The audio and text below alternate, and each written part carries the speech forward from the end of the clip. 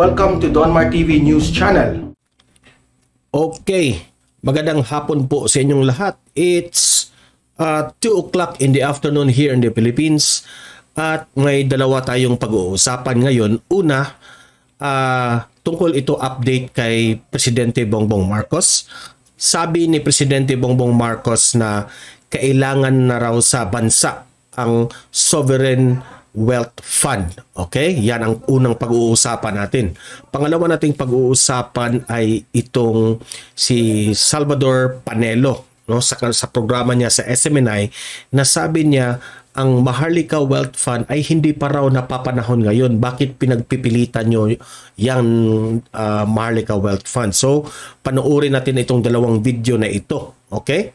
Itong kay PBBM na sabi niya na kailangan sa bansa ang Sovereign Wealth Fund, at ito namang sabi ni Attorney Sal Panelo sa SMNI, no, sa kanyang programa, na hindi pa napapanahon ang Maharlika Wealth Fund. Yan ang papanoorin natin.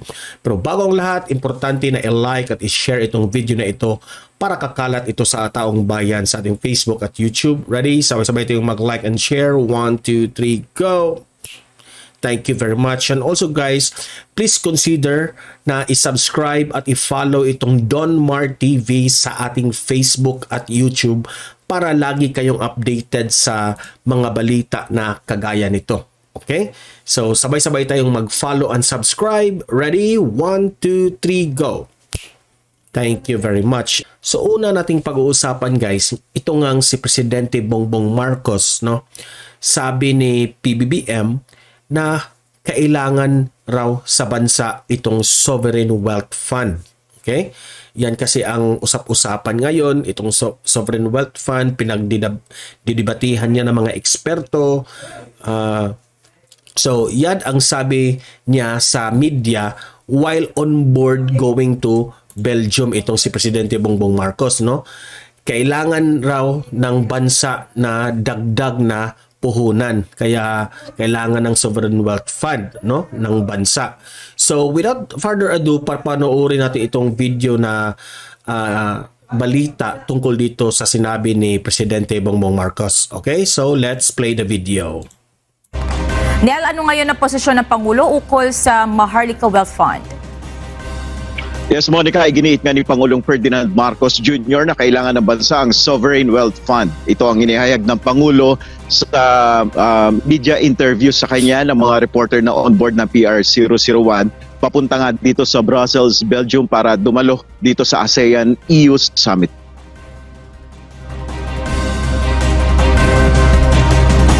Ayon sa Pangulo, kailangan ng Pilipinas ang dagdag na pamumuhunan.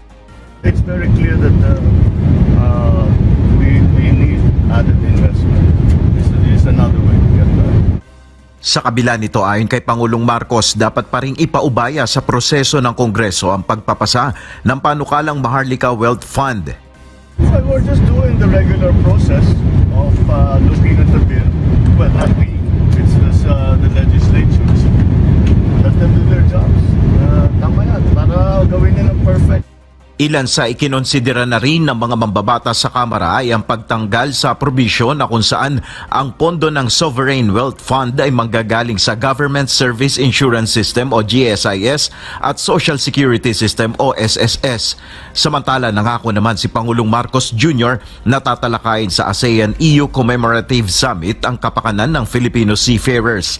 Naiulat na nanganganib na mawalan ng hanap buhay ang nasa 50,000 Filipino seafarers na nagtatrabaho sa European vessels dahil sa kabiguan na makatalima sa standards ng European Maritime Safety Agency o EMSA. Ayon kay Pangulong Marcos Jr., gagawin ng Pilipinas ang lahat upang makatalima dito. I think that we will going to do everything that we can. We cannot leave it hanging like this. We cannot leave it hanging like this, and this is our last chance. So we have to really have to get it done.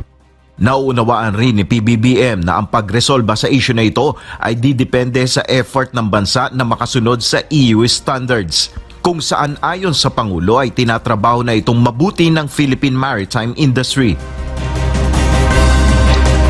Monica, para naman sa unang araw ni Pangulong Marcos dito sa Brussels, mamayang hapon dito sa Belgium, ay haharap ang Pangulo sa Filipino community kung saan naabot sa mahigit 5,000 OFWs ang nagtatrabaho dito. Bukas naman ay sa ikalawang araw ay haharap siya sa ilang mga negosyante dito sa EU at sa ikatlong araw sa 14 sa Miyerkules naman ang formal na pagbubukas ng ASEAN-EU Summit.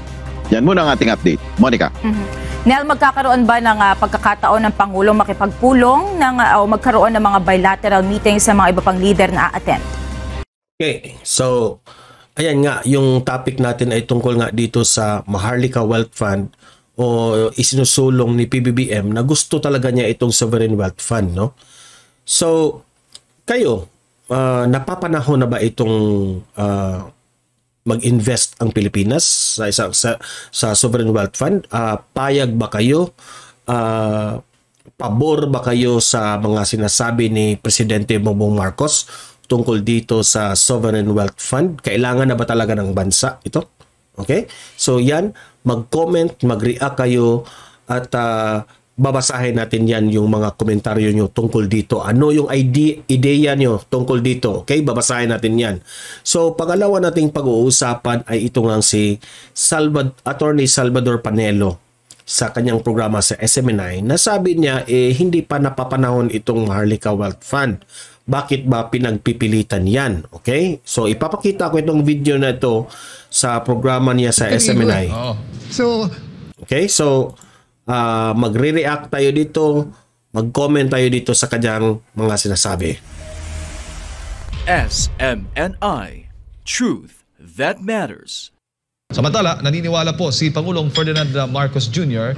na makatutulong sa paglago ng ekonomiya ng bansa ang Maharlika Wealth Fund at siya mismo ang unang nagsuhestyon nito. Nauna nang sinabi ng economic managers ni PBBM na ang paglikha ng Maharlika Wealth Fund ay magbibigay daan sa administrasyon na makamit ang mga layunin nito para sa inclusive at sustainable economic growth at makatutulong din sa pagpopondo ng malalaking infrastruktura sa agrikultura at palakasin ang pag-unlad ng kanayunan. Sa ngayon po ay sumailalim sa karagdagang revisyon kung saan ang pinakabagong bersyon ay naglalaan na ngayon ng 20% ng kita ng pondo para sa mga social welfare programs. Kasama rin sa binagong panukalang batas ang isang ugnay na parusa para sa mga nagkakamali na tagapamahala ng pondo. Any comments po on this, attorney?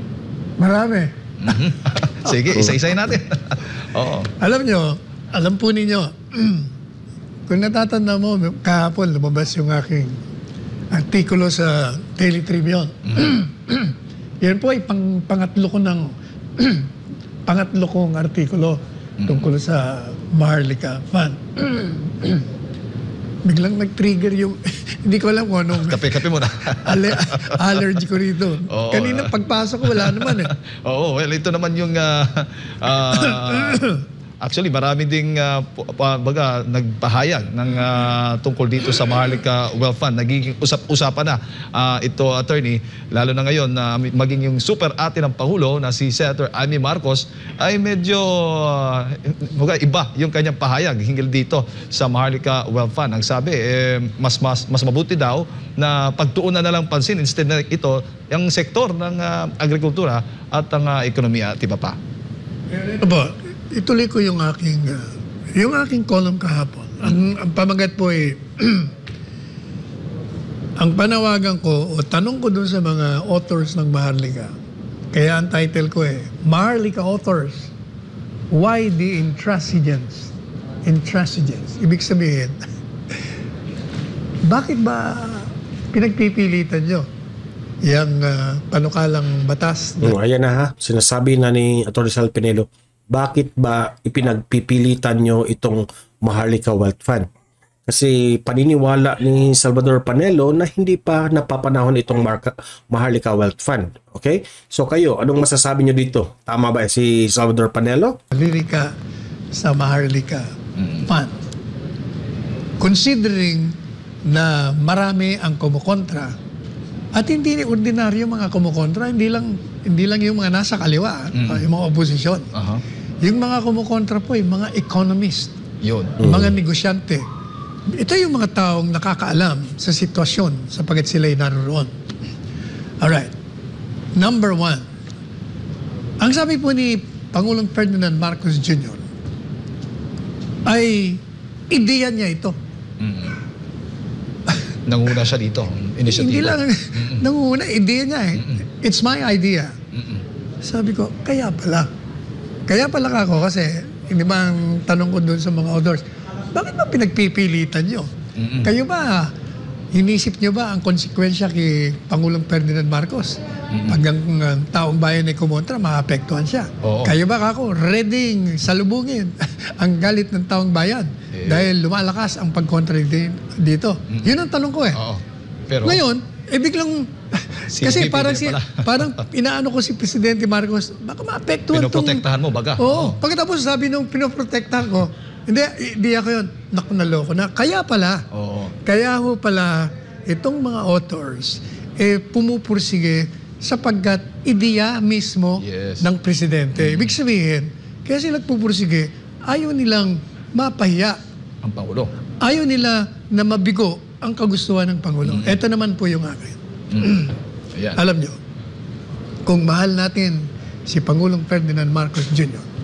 at gusto po nating magtagumpay ito sa kanyang ideya, sapagkat yung ideya niya, gaya ng sinabi na po ng inyong lingkod at ng lahat ng kumukontra, ay maganda talaga yung ideya.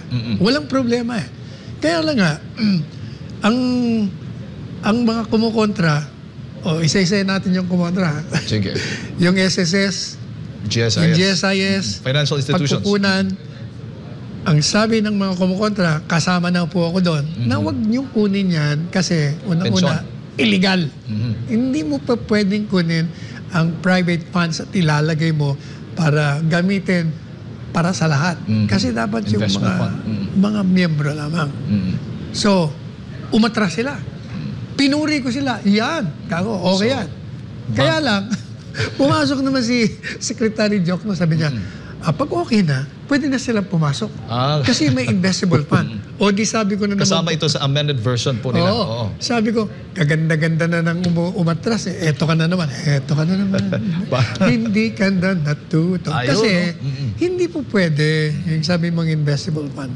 Sapagkat, pag yan ay inilagay mo, di kita, sa ilalim ng panukalang batas, sinasabi doon, kasi nga private funds yan, di ba? Yes. Pag yan ininvest mo, dapat yung kinita niyan, ibabalik mo doon sa may-ari. Ang may-ari nga yung mga miyembro eh. Yes. Pero sa ilalim ng panukalang batas, na lumilika ng Maharlika Fund, sinasabi doon, dapat kasi kung halimbawa, 100 million ang inilagay ng SSS. Yung pondo, 100 million din itong inilagay ng GSIS. 100 million din ng Land Bank. Okay. 100 million din ng DBP. BSP. Meron din. 100, di 5 na. Di 500 billion. Okay, pag may 500 billion. Pag kumita yon, dapat 1/5 ng kinita mo sa bawat isa. Kasi tigba 100 eh. Di ba? Ang problema sa ilalim ng batas, Jay, hindi pa pwedeng ibigay mo yung 1/5 sapagkat yung Board of Directors ang magdidesisyon kung magkano lang ang ibibigay namin. So walang porsyento, depende yan sa board? Depende sa board. Yan ang problema. Alright. Puntahan natin yung Board of Directors. Sa Singapore, kaya matagumpay doon, kahit na yung chairman nila, yung Prime Minister, yung lahat ng miyembro ay galing sa pribado sektor. Walang magagawa ang Prime Minister kung hindi yung mga magagaling, negosyante, Board of Directors. men and women of integrity. Ang problema dito, 15 ang miyembro. At ang mga member nun ay yung mga nagpahirap, mga heads, at kung sino-sino pa, mga department secretary. Natutuwa nga tayo dahil ang dami nagreklamo na si Presidente Marcos Jr. Kasi sabi nila, teka muna, merong conflict of interest. Bakit naman si Pangulong Ferdinand Marcos Jr. nilagay mo dyan? Pinsang buo ka, anak. Tapos ilalagay mo yung kamag-anak niyo dyan. Pangalawa, Presidente yan, mapupolitika yan. Conflict nga. So, umatras. Pinuri ko na naman sila doon. Ang problema, ang nilagay nila, yung Secretary of Finance. Ganun din yun. Alter ego eh. So, kontrolado pa rin. Kasi pag kinontra mo ang presidente, pagdating doon sa mga investment, pag nayaman siya, tanggal ka. Tanggal kang member ng kabinete. Madali sabi, medyo may problema ka na naman doon. Maliban po dyan, ang pinakamahalaga talaga, kung gusto natin na ang isang investment na hawak ng gobyerno ay maging matino, talagang ilagay. Kasi nga, ang record ng mga opisyalis natin. Mapolitika. Hindi lang mapolitika, ninanakaw nga eh. Yun nga ho ang problema. PhilHealth, road fund, kung ano pa, National Development Camp. Puro ganun eh. Kaya, dapat, ibigay mo na sa mga pribado. Ilagay mo dyan sila Tessie Coson, Andrew Tan, at kung sino-sino pa na magagaling. Pribado. Basta mula sa pribado sektor. Pribado. O kahit nailagay mo na Secretary of Finance, pero yung 14, kailangan private. Para sigurado, kasi magagaling. Yung mga bilyonaryo yung binanggit ko, puro magagaling. So, pwedeng mag-head o mag-chair doon yung Secretary of Finance? Okay lang sa akin, kahit sino. Kahit pa presidente. Okay. Pero, kung yung 14 mo nasa private sector, na magagaling, puro mga yumaman nga sila sa kagalingan nila. Okay na tayo. Okay? Pero ngayon? Ang problema, una, 2 lang ang independent. Dahil nga may nagre-reklamo, ginawa namin 4. 4 lang yan. Hindi minority pa rin yan. Pero, ito ang pinakamatindi. Alam mo, Jade, ano ba ang konsepto ng Maharlika or Sovereign Wealth Fund? Ang prinsipyo niyan, pag meron kang sobrang pera. Surplus, may tinatawag. Surplus. Yun ang ilalagay mo doon, i-invest mo. Correct. Lahat ng mga economist, sinasabi nila, wala man tayong surplus. May problema na nga tayo. Puro tayo deficit. Budget natin, deficit. Para matustusan natin, ang uutang pa tayo. Ang problema yan, pag kinuha mo dun sa mga binanggit na mga institusyon, financial institutions, at pagkatapos nabulilyaso yung investment mo sa Maharlika, ako, naloko na, dinawala na. Lalo ka ng problema. Madali sabi, maganda ho ang project, magandang ideya, talagang okay na okay, except that, kung papakinggan po natin yung mga nakakaalam, yung mga eksperto dyan sa ekonomiya, sinasabi lang, this is not the time sapagkat wala tayong surplus. So dapat hantayin natin. Yan ang magiging problema. Doon pa tayo magsisimula. Okay, so klarong-klaro yung explanation ni Attorney Sal Panelo na hindi pa napapanahon itong Maharlika Wealth Fund na ideya ni Presidente Bongbong Marcos. Okay? Sa mga explanation ni Salvador Panelo, wala naman tayong extra money or surplus para dyan i-invest kasi nasa peligro yan if i-invest nyo ang ating ano man yan, di ba? Pribado naman yung pera na yan. Hindi naman lahat yan sa bansa, no?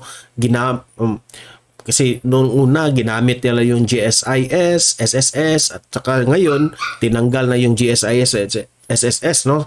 So, ngayon naman ay medyo pwede pa rin tayong madihado dyan kasi hindi natin alam kung lalago ba yung pera na i-invest natin.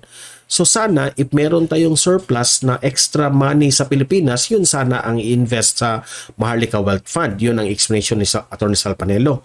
So kayong mga audience ko dito, libre kayong mag-comment, mag-react kung saan kayo papanig. Tama ba itong si Presidente Bongbong Marcos na isusulong itong Maharlika Wealth Fund na ito yung last chance sabi ni PBBM, o dito kayo papabor kay Atty. Sal Panelo na hindi pa napapanahon itong Maharlika Wealth Fund kasi wala pa tayong surplus. Okay? So mag-comment, mag-react, babasahin natin yung mga comment niyo tungkol dito sa issue na ito. Okay? So guys, see you in my next video. Have a great day and God bless everyone.